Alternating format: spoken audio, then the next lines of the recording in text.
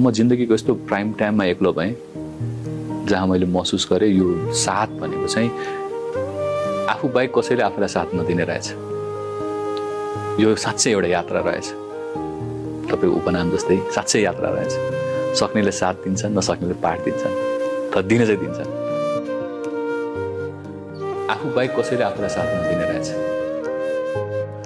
यो साँच्चै एउटा यात्रा रहेछ। तपाईँको उपनाम जस्तै साँच्चै यात्रा रहेछ।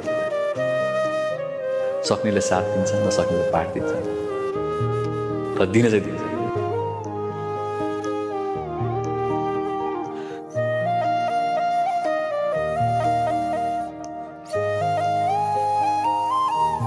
म जिन्दगीको यस्तो प्राइम टाइममा एक्लो भएँ जहाँ मैले महसुस गरेँ यो साथ भनेको चाहिँ आफू बाहेक कसैले आफूलाई साथ नदिने रहेछ। यो साँच्चै एउटा यात्रा रहेछ। तपाईँको उपनाम जस्तै साँच्चै यात्रा रहेछ। सक्नेले साथ दिन्छन्, नसक्नेले पाठ दिन्छन्, तर दिन चाहिँ दिन्छन्।